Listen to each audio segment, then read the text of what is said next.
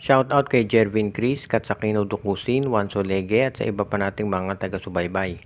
At ang balita ngayon, ito nga bang Barangay Ginebra ay wawalisin itong San Miguel Beer. Alam natin na 1-0 pa lamang yung score. Pero ang tanong dito ay ito bang San Miguel Beer ay meron pang ibubugat talaga. Dahil sa tingin ng karamihan, parang medyo kulang sa effort o baka pagod lang talaga itong San Miguel. Dahil nakikita naman natin doon sa depensa kung gaano ka ito ka daling atakihin. Napansin naman ninyo doon sa laban sa Converge kung paano kahit nando sa loob si Fajardo, ang daling mag-atake ng mga guards ng Converge. At ito sa Ginebra ganun din. Palaging merong nawawalang tao dito sa SMB at hindi sila nakakapag-communicate ang masyado dito sa court. At yan daw ang nagiging problema ngayon nitong San Miguel. Kaya yan ang abangan natin kung ito ay mareresolve agad. Kapag yan ay hindi na-resolve, malaki tsansa na walisin nga sila ng Barangay Ginebra.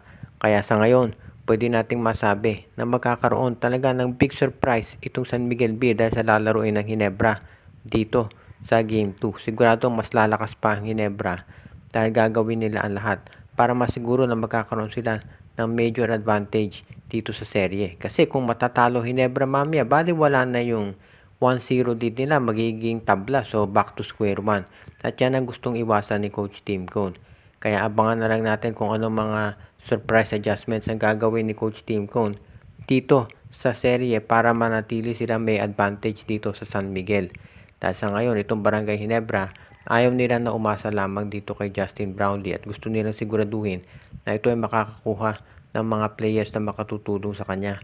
Kaya yan ang aabangan natin dito ngayon. As it is, pwede nating masabi na itong Barangay Ginebra talaga ay very confident na dito sa serye na to kontra SMB.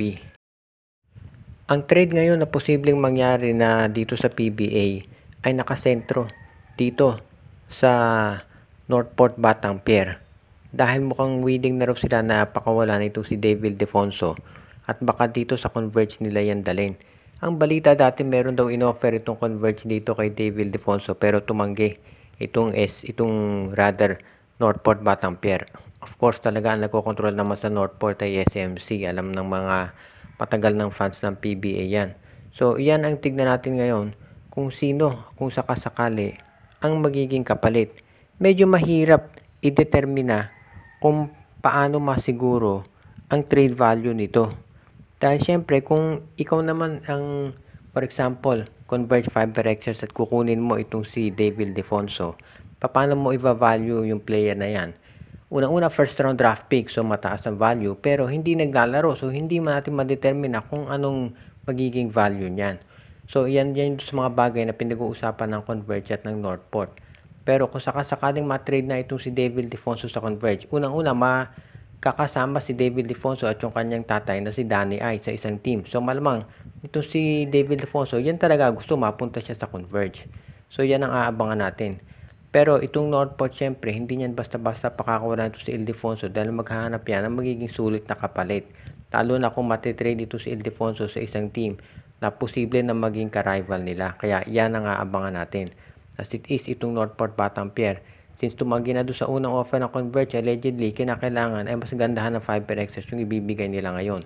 Hindi na ako magugulat kung matutuloy talaga itong trade na yan dahil ang Converge mukhang determinado na gumawa ng paraan para mas mapalakas itong kanilang lineup ngayon. As it is, alam natin na itong Converge Fiber Xers ay isa doon sa mga teams talaga na determinado na mag-champion sa Commissioner's Cup.